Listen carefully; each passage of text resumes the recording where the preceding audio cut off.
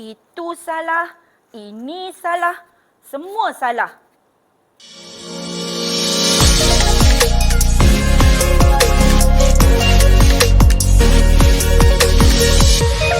Baik, murid-murid sekalian. Bila sebut tentang kesalahan, maka terlintas di fikiran kita tentang soalan 3, iaitu penyuntingan dalam bahagian A, Bahasa Melayu, kertas 2. Mari kita lihat apa kesilapan ataupun kesalahan yang terdapat dalam petikan berikut. Baik, kita baca dahulu petikan ini dengan teliti. Merujuk kajian, katak didakwa dapat membantu manusia untuk mengesan kejadian gempa bumi. Berdasarkan uji kaji dan pemerhatian, katak mampu mengesan perubahan persekitaran dan mampu merasa kegiatan bumi yang akan berlaku dalam tempoh berdekatan. Menurut salah seorang pengkaji, Rachel Grant, katak mampu mengesan tanda-tanda berlaku gempa bumi seperti lepasan gas dan habuk yang mungkin menjadi amaran awal akan berlakunya gempa bumi. Bila kita dengar bacaan tadi, seolah-olah tidak ada kesalahannya. Jadi murid-murid, mari kita teliti apa kesalahan yang ada dalam petikan ini. Rupanya, bila kita teliti berdasarkan bacaan tadi, ada beberapa kesalahan, iaitu perkataan didakwa. Perkataan ini adalah kesalahan ejaan, yang mana perkataan itu perlulah dieja rapat. Begitu juga dengan perkataan istilah, yang mana ejaan perkataan ini, iaitu uji kaji, juga perlu dirapatkan. Baik, kita lihat apa kesalahan yang berikutnya. Yang berikutnya ialah kesalahan istilah juga dari segi perkataan merasa. Dan seterusnya, perkataan yang berikutnya, perkataan berdekatan. Ini adalah kategori kesalahan imbuhan. Akhir sekali, murid-murid sekalian, kita lihat ejaan dalam perkataan pengkaji, iaitu kesalahan dalam imbuhan juga. Dan seterusnya, satu kesalahan yang kadang-kadang kita kurang perasan, iaitu ejaan dari segi pola kelainan vokal, iaitu ejaan perkataan habuk.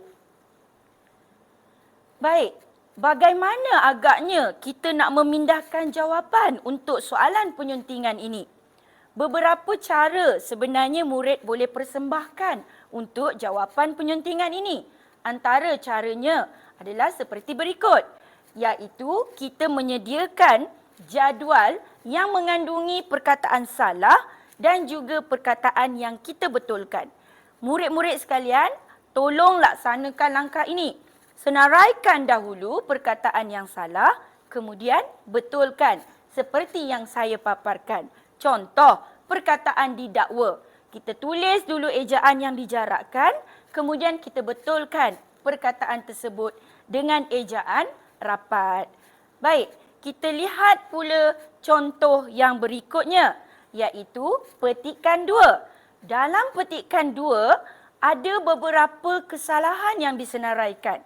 Antara kesalahan tersebut ialah, pertama, perkataan masa ke semasa. Apa kesalahannya? Kesalahannya ialah penggunaan perkataan itu tidak setara. Seterusnya, kata kerja tak transitif, iaitu perkataan mengenai tentang.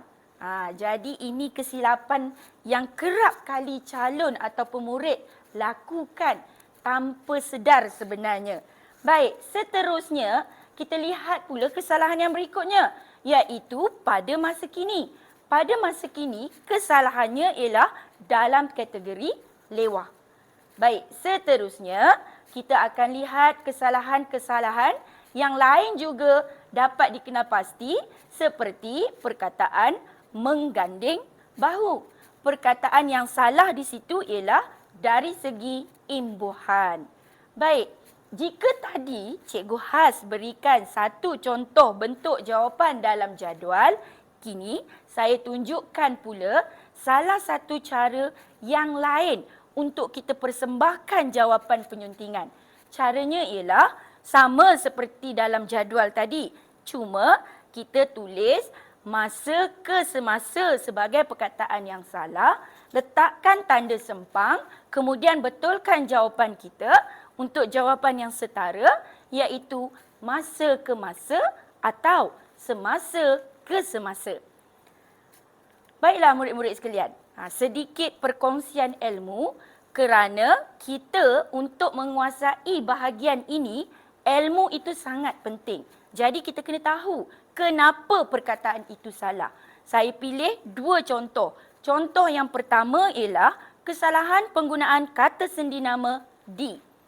Baik, untuk pemahaman murid-murid sekalian, kata sendi nama ialah perkataan yang hadir di hadapan frasa nama yang membawa maksud tertentu.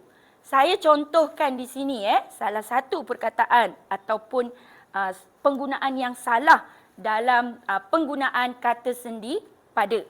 Baik, jalan raya sesak di musim perayaan. Jawapan yang betul ialah jalan raya sesak pada musim perayaan. Baik, kita lihat yang berikutnya.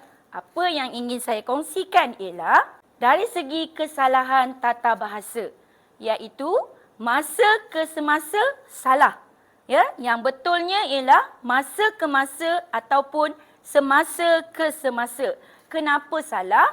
Kerana frasa yang betul ialah dari masa ke masa dan dari semasa ke semasa. Jika murid ingin menggunakan perkataan masa, frasa yang betul ialah dari masa ke masa. Jika ingin menggunakan perkataan semasa, maka frasa yang betul ialah dari semasa ke semasa. Cikgu rasa cukuplah kot perkongsian untuk tajuk ini. Apa kata? Nantikan slot yang berikutnya. Jumpa lagi.